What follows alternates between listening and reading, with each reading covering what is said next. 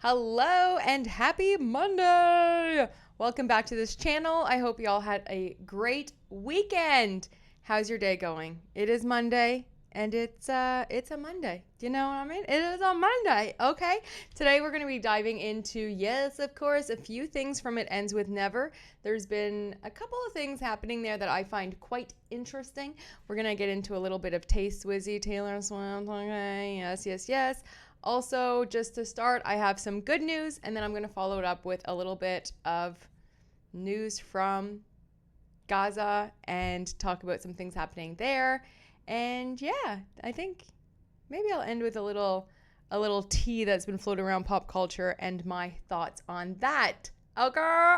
So if you're ready, I'm ready. Grab your emotional support lip gloss. We are going in. You are in frame with Mandy Magnan.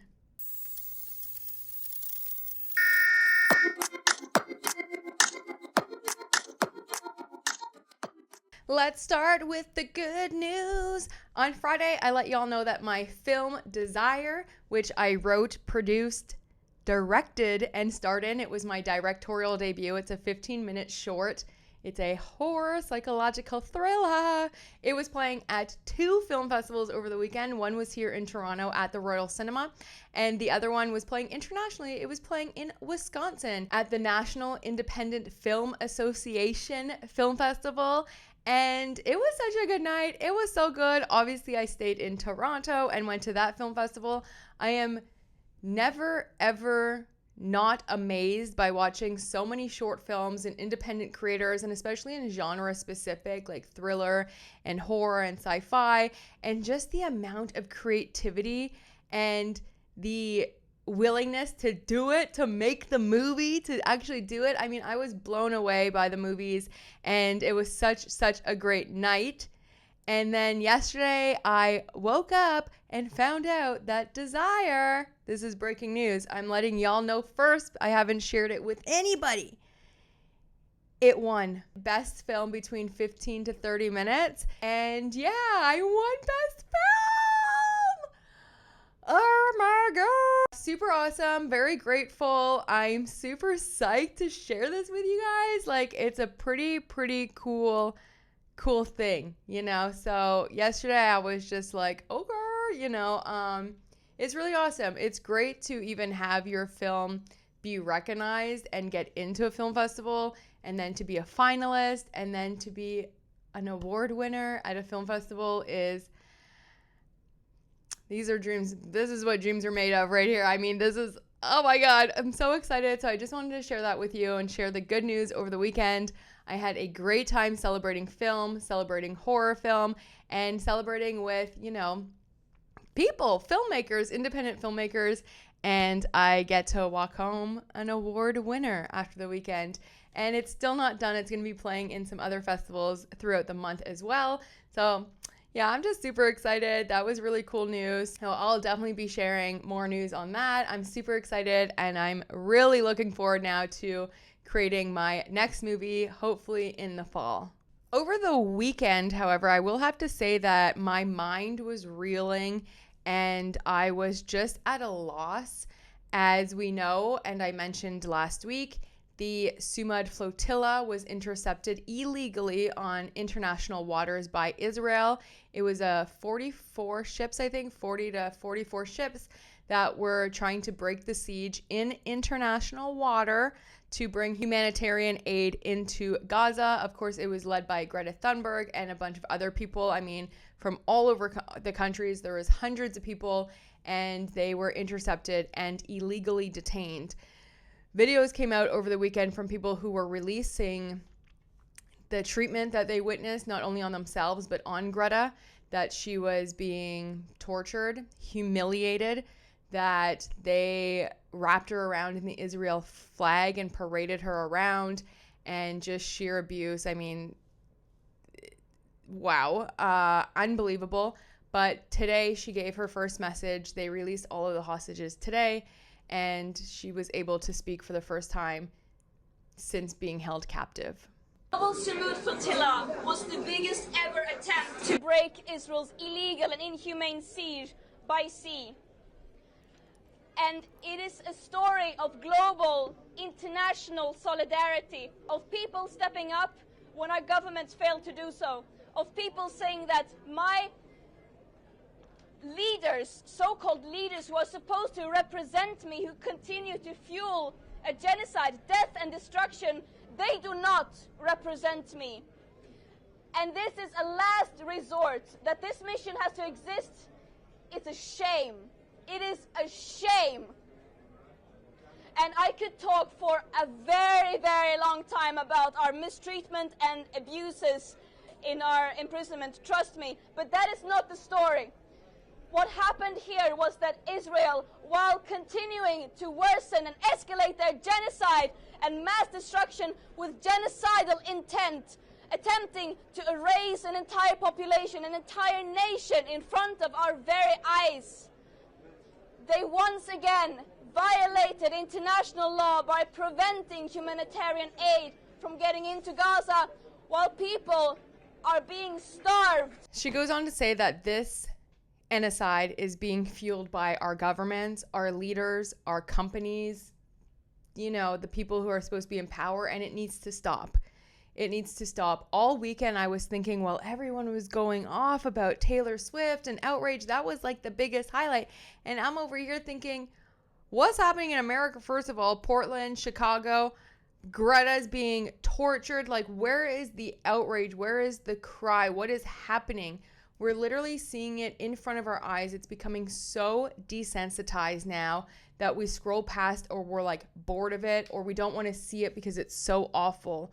But we have that privilege to be able to look away, to be able to go on vacation, to be able to focus on pop culture and entertainment, just because of our geographical privilege, which I've spoke about before. Well, I don't take mine for granted, and I don't want to make my entire platform about this issue, of course, but I do have a platform, and it would be a disservice to myself and to anybody else to not use it to at least say something and stand up. Greta, no matter how you feel about her personally, because I know a lot of people like to attack her, insult her on her looks and her this and that, it's so gross coming from full-grown adults, is a 22-year-old activist who has spent the majority of her life doing more to fight the evils of this world and try to protect the world and fight against climate change and fight against the big guys than what most people have ever done. Ever. She is 22 years old, and she had more gusto to go up against the Israeli government and Benjamin Netanyahu than any of the world leaders do. Let that sink in. Think about how many people from all different countries were on those ships, and yet they did nothing. When the stories came out that she was being paraded around and humiliated and wrapped around an Israeli flag, having to kiss it, and they still did nothing. When is enough enough? Why does a 22-year-old have more balls than any of these world leaders? Because if you think that they were just humiliating Greta by parading her around, they were laughing and humiliating and mocking every single world leader, saying, look what we can do, look what we can do. We can do whatever we want, and you're not going to do nothing about it. Their silence is complicity. Their inaction is complicity. And now, more than ever, they need to start listening to the people. The people voted them in. The people made them leaders. They are supposed to be working for the people. Well, look at the streets. Look at every major city. Look at the protests. Hear people's screams and cries. They want this to end. And yet all of you combined, all of the world leaders combined, don't have any courage to do anything. Greta, along with hundreds of other unarmed civilians, have done more than what they have done. But the time is up. It is time that they start listening to the people, taking care of the people. all people. The point of life has been lost. The point is to live. The point of life is to live. And I think more of the majority of people want peace and want love and want unity for everybody, for every human being, than they do want what's happening in Gaza, what's happening around the world, death, war, and destruction. So I'm begging the world leaders, begging the officials to finally do something. Last night when I was trying to sleep, this is what I was thinking of. This is what I was thinking of. This message, how can I say something? How am I supposed to stand up? What can I do? What can I do? Just one person. What can I do? Well, it starts with just this. It starts with just saying something. It does. If every single person said something, they could not ignore it anymore. It starts with being conscious of where your money goes. It starts with choosing who to spend your money on. Change is possible. Peace is possible. But we need, more than ever, these world leaders to finally step up and do what's right. And I don't care if you're on the right or if you're on the left. I care if you're for humanity. Humanity is what we're trying to save. And I think it is very scary to say something. And I always go back and forth about whether I should, or I don't want to make my channel about that, or I don't want this, or I don't want people to think I'm this or that or that. And I just feel like I morally need to say something out loud and let people know where I stand. Be on the right side of history. Be with humanity. Fight for people who can't fight for themselves. To give a voice to the voiceless. They've been ignored for so long. So long. You think it just started on October 7th? It's been happening for decades and decades and decades. And now it's being televised.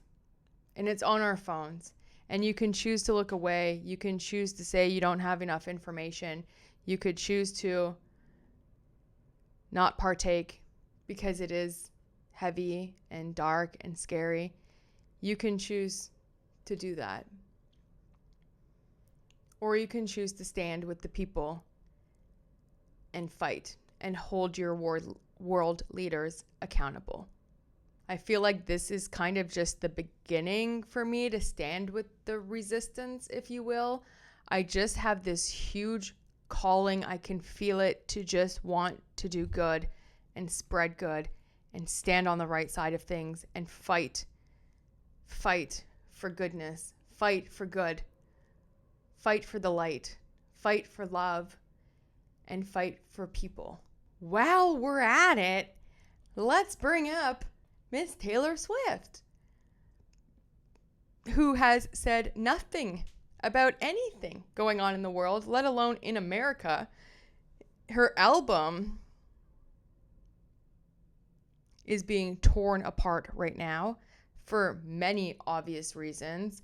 And I am just actually, it's honestly a breath of fresh air. I feel like that people are finally catching up to what I've been feeling for so long, for many, many years. And I'll tell you, sometimes I'm bitter, okay?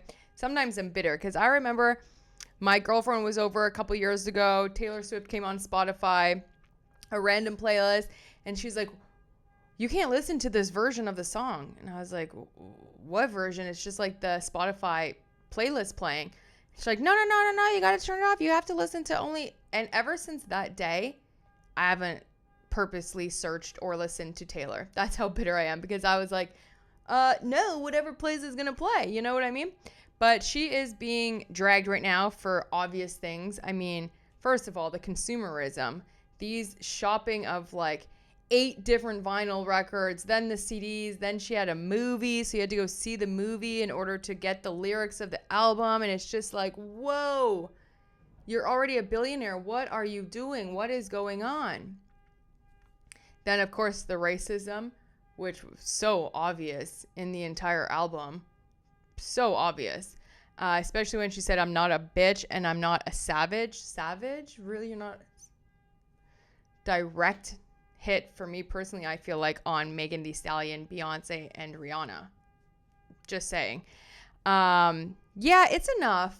It's enough. This whole album to me sounds like, you know, that meme that was going on, or that little saying where people were like, oh, I do cuss a little. Oh yeah, what's your favorite swear word? Fuck. That's what I feel like the album is, honestly. And it's to be expected, honestly, because guess what? Art imitates life. Storytelling imitates life. Art is life. Taylor hasn't lived since she was like 15. Like real life. Like real life. Okay? She's a product. She's a business. She is a PR genius. And obviously an amazing entertainer. I mean, when she went on tour, no one told you, girl, to be on tour for years and then drop an album just a few months later. Okay? No one told you that you needed to do that. You could have just taken some time off. Go live your life. Go figure out what your voice is, what you want to say. But she doesn't have the life. Her life is who she dates. That's what translates into her music. And right now she's with Travis Kelce. Therefore, the lyrics, you know, a little simple. Some could say it's even a travesty that this album came out. But the whole thing, and then I'm thinking like, The Last Showgirl came out with Pamela Anderson, and it was amazing. It was like her return. The movie was big and blah. And I figured on the album you'll have like, it's called The Life of a Showgirl. I thought there was gonna be bah, bah, you know what I mean? Big trumpets and show bands, and no, nothing. Then she samples a Jackson 5 song and talks about wood. It's just very weird, because it's like, do you not think, Taylor, that we knew that you were getting some action before this? That you've never seen a pee-pee before? That this is your first time being dickmatized, if you will? You've been in relationships before. We didn't think you were that innocent. And then taking the disses at female artists, where it's like, you're at the top. Why are you taking these unnecessary jabs? You're a mean girl. You've always been a mean girl. You're not a girl's girl, and you're not a girl for the world either, because you know what? It would take you one Instagram story to bring awareness to Gaza. One Instagram story to bring awareness to what's happening in America. One Instagram story to either support or deny Blake Lively this entire freaking time. And you're silent. You're silent on everything. And in her album, she didn't even go, like, she went after women artists and didn't even go after, like, Trump, for example, who literally said he hates her and has been trashing her for so long. Silence on that, though. And don't even get me started about the story of Ophelia. Read Hamlet. Read Hamlet and get back to me, okay? The whole thing is weird that she's still like kind of playing this victim. And it's like Kanye was right. Like, he made her famous. That was her breaking point, where everyone rallied against her and protect this little girl, protect her, protect her. And she's been riding that for the longest time. Victimhood behavior in these girls, I swear to gosh, because what?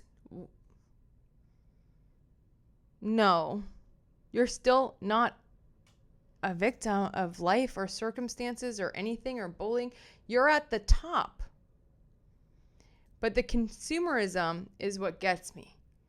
The releasing things over and over and over and making your fans who will, it's like a cult, buy it over and over in different versions and this and this and this. Whoa! Pump the brakes. Don't you have enough? Can't you give something back to your fans that, I don't know, doesn't cost them anything?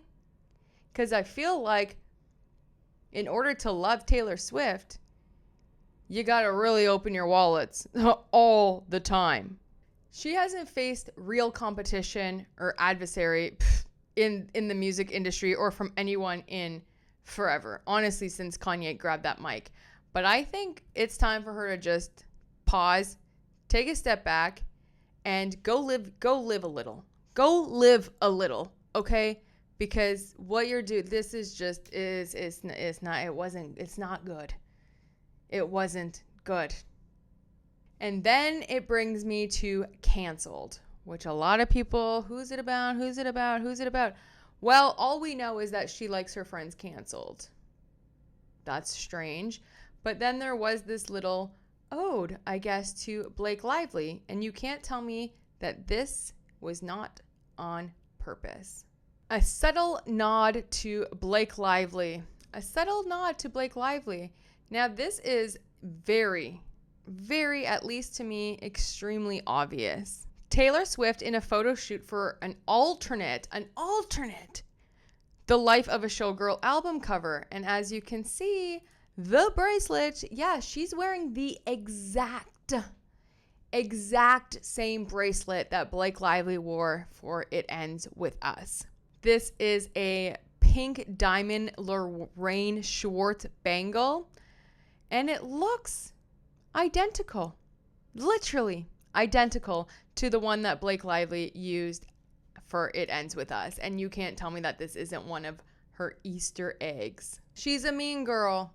Blake Lively's a mean girl. They're both victims.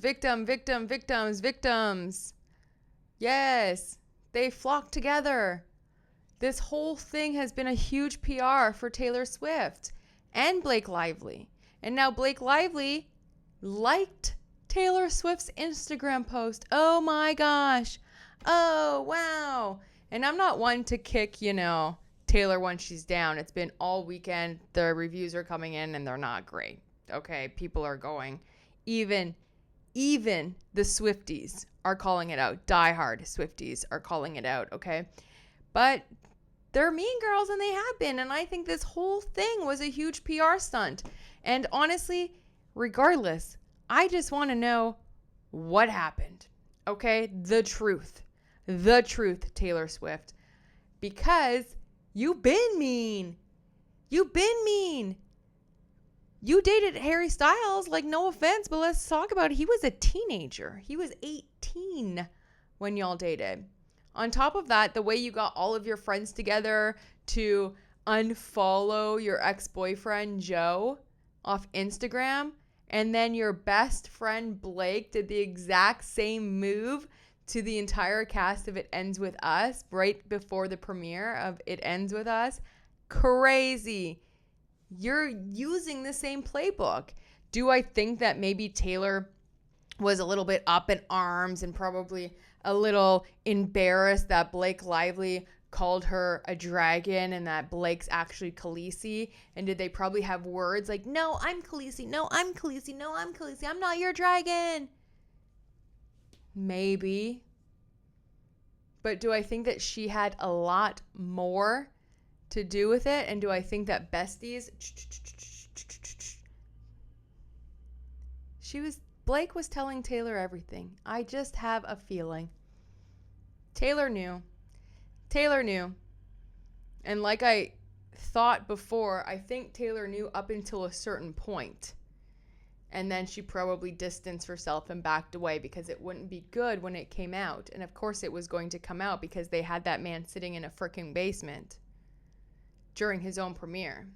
Her behavior alone should have come out. But we weren't even going to get that had she not colluded with the New York Times, gave us the story, and then filed her CRD complaint.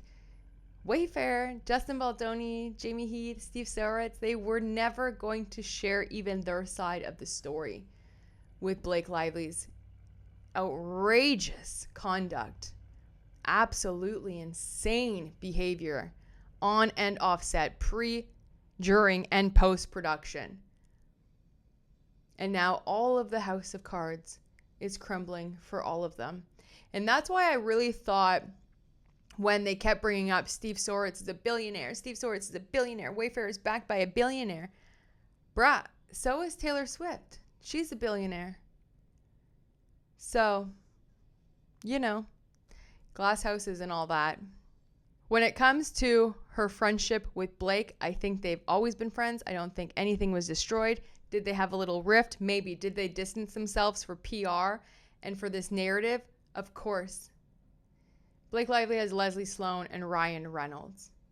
Taylor Swift has the best PR in the entire game. And I think this was all coordinated. And I think this was all PR all year, over and over and over again.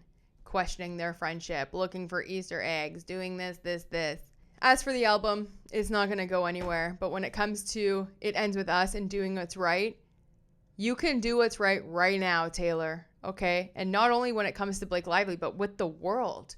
Think of the platform you have. Think of the billions of dollars you have. Your silence is loud on all fronts. On all fronts. Whoa, guys, I'm feeling a little spicy, so I just want to call out everyone, you know? I was a little bit heavy-hearted all of last week, and I just can't understand, like, I really can't wrap my head around just the sheer ignorance and billionaires and evils in the world, and how did we get here? What is going on? Okay, that's how the kind of mood I'm in today. Let's get into the order. This was from the conference call that was on Friday. The judge did put it in here, so it's really good.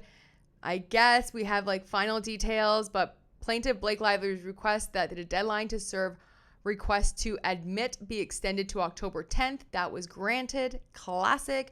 Provided that the requests serve all parties are limited solely to the authentication of documents. The parties may, however, broaden the request upon mutual agreement. My money is on Blake Lively's team trying to broaden this request and then running to the judge and saying that they're asking for a special request and the Wayfarer people aren't agreeing. I can just see that maybe happening this week. Lively's request for the court to deny as untimely the Wayfarer party's motion for judgment on the pleadings is denied. The court will consider the motion for judgment on the pleadings concurrently with the motions for summary judgment. Lively's response in opposition to the motion for judgment on the pleadings shall therefore be due on the same day that oppositions to the motion for summary judgment are due, which is currently November 19th. The Wayfarer parties reply shall be due 1 week thereafter with replies to the motions for summary judgment. The Wayfarer's request to extend the deadline to file summary judgment motions is denied. And then, of course, they are going to help hopefully take into advisement the Wallace's parties. Get him out of here, like, or not. Whatever your decision is going to be, Judge, but like, you have some rulings that still need to get done, and I still want an answer on the secret recording of Steve Soritz. Where is that? Why hasn't it been addressed yet? And a new lawyer has entered the chat, Alice Buttrick. So she has been on today. She has entered, and I've just looked at her bio, and there's a couple of things that I found very interesting, like Alice's practice focuses on litigation. Okay, that's great. She worked at a nonprofit devoted to economic justice litigation and as an associate at a premier class action firm. And then it says here in the highlighted part, defended creator of television show in a copyright dispute resulting in summary judgment dismissing all claims. Then underneath it says represented entrepreneur in a Second Circuit appeal of criminal wire and securities fraud conviction. If that doesn't scream, Jennifer Abel is coming out guns blazing against Stephanie motherfucking Jones when she refiles, I don't know what is, because we still have Van Zandt on the line. And now with her on top of the other two lawyers who specialize in appeals, this is good news. The fact that she does criminal wire and securities fraud conviction, big time huge. Big time huge. And if I was Ryan Reynolds and Blake Lively right now, I would be shaking in my boots, because when Jennifer Abel and Wayfarer come back and they bring, I hope, every single piece of evidence. I hope that document's like 300 pages. I hope it has everything in it. I hope they don't hold back and they really, really, really can prove the shadiness and the shamminess and the grossness and all of the horrible things that you guys did, the unethical, illegal way that you obtained these text messages. I can't wait. I can't wait for it. This is good news, and I am very, very excited that Van Zandt is back on the table. It wasn't dismissed, and that I think Jennifer Abel is coming back and she's fighting. And today in the court with Popcorn Planet Inc. versus Lively, there was some motion there that I thought was kind of interesting. Literally didn't hear anything about it since August 25th when there was the response in opposition, and that was filed by Popcorn Planet, which we went over. But then on October 2nd, there was a notice of a hearing on the plaintiff's 2 amended motions to quash a subpoena to produce the documents, and the respondent's memorandum in opposition and cross motion to compel is set for October 22nd at 2 p.m. via Zoom. I think this is very interesting because now it's way past the third-party subpoena deadline, and I think that probably Blake Lively and her people are going to withdraw this like they did with every other content creator and with every other person that they tried to subpoena who was just reporting facts and talking, giving their opinion about this whole case. But October 22nd, it is set, which is very long time away, and like depositions were already be closed by then. Third-party subpoenas were deadlines already met. So I don't know what the game plan is here for Blake Lively and her people, but we'll see. I'm very excited to see that new lawyer, Stephanie motherfucking Jones, Ryan Reynolds, and Blake Lively. Count your days, because I hope after the depositions, after everything's said and done, after fact discovery, they can come back and give the judge what he's looking for. I think personally he painted them a pretty clear roadmap of what he needs: more information, more details, more proof, more evidence. And I hope they absolutely just tear them apart. We finally get all the information that we've always wanted on Van Zandt, and these people are held accountable. What is done in the dark will always come to light, and I think the days are numbered. It's very interesting, the temperature of the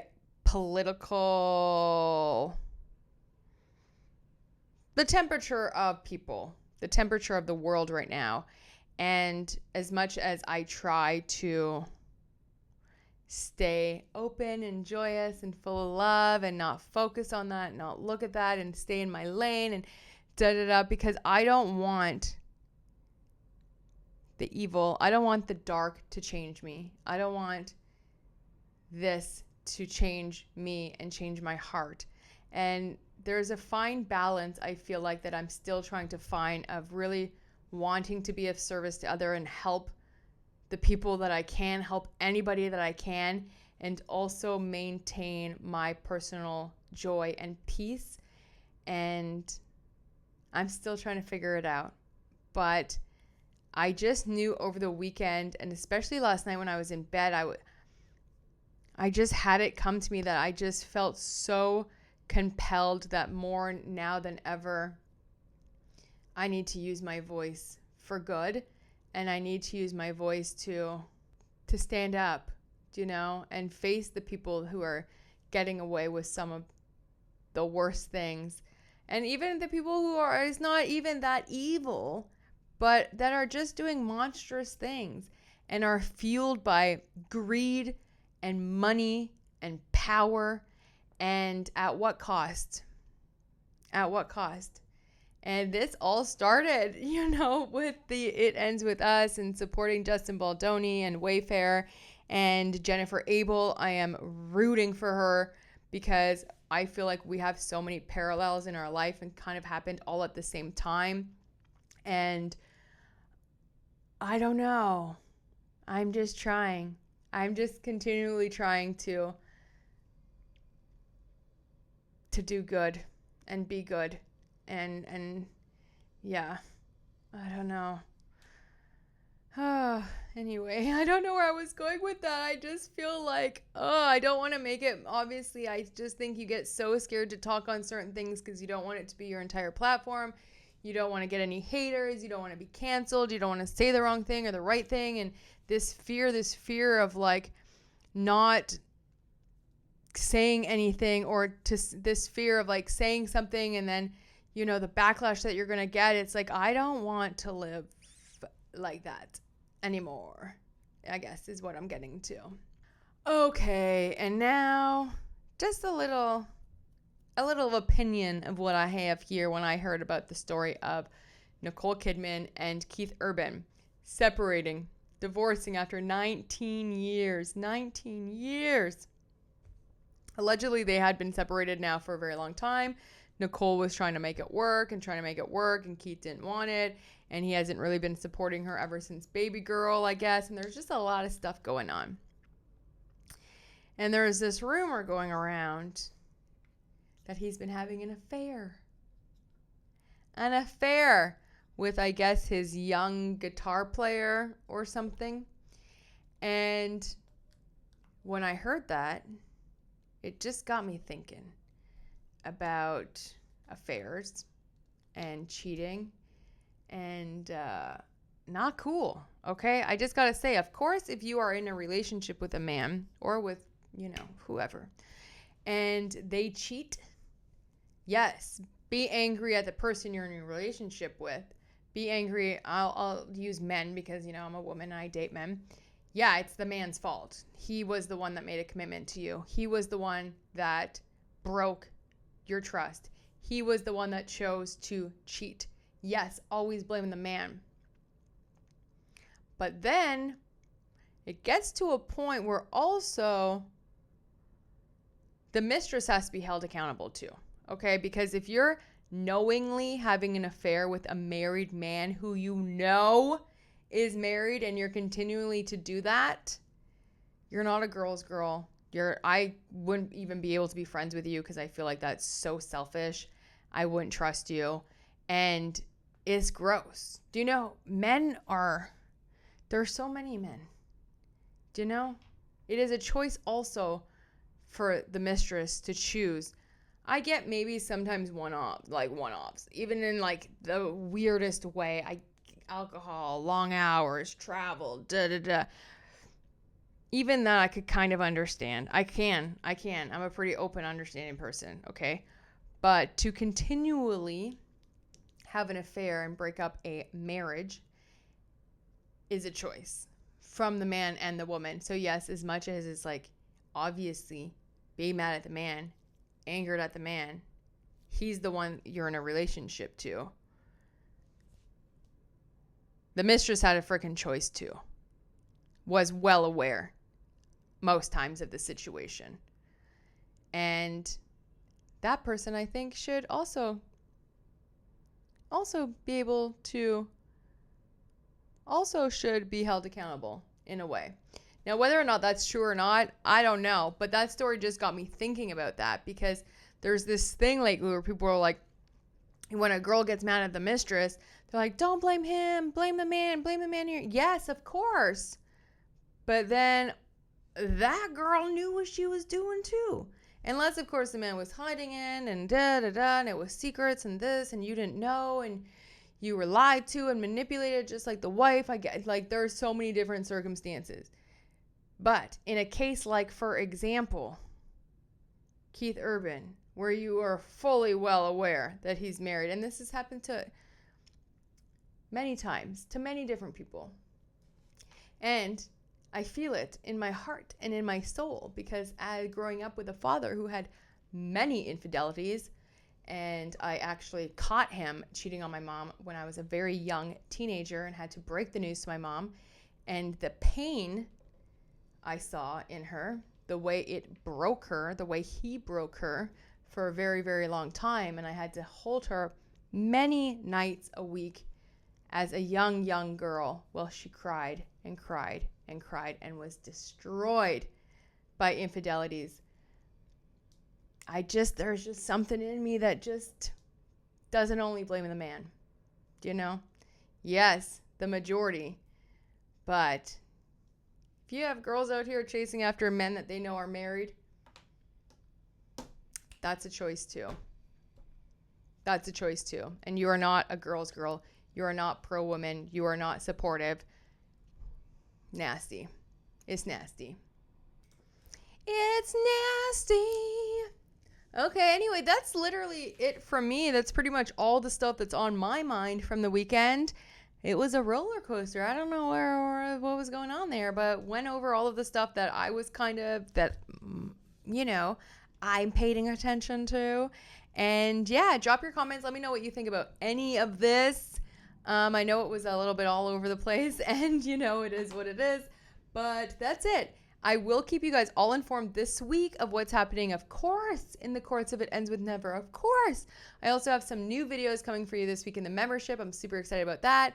And yeah, tomorrow I'm on a flight, baby, because I'm headed to Calgary for a week to see my family. I'm so excited to spend Thanksgiving with them. I haven't seen them since Christmas.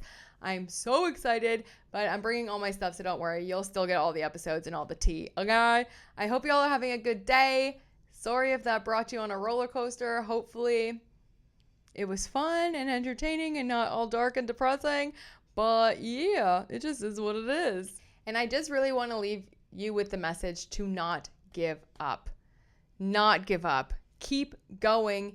Keep going. Because honestly, even after this weekend, being in the film festivals and then winning best film, I mean, it's just so amazing. And is it an Academy Award? No, it's a film festival award, but it doesn't matter. Just don't give up on your dreams. Your dreams do not have an expiration date.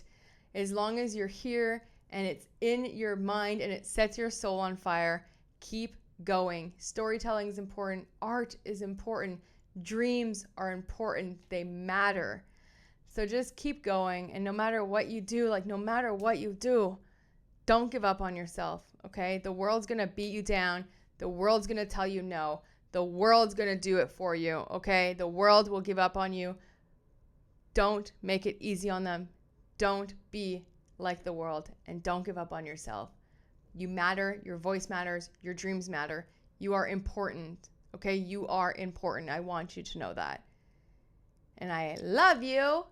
And yeah, I'll talk to you soon.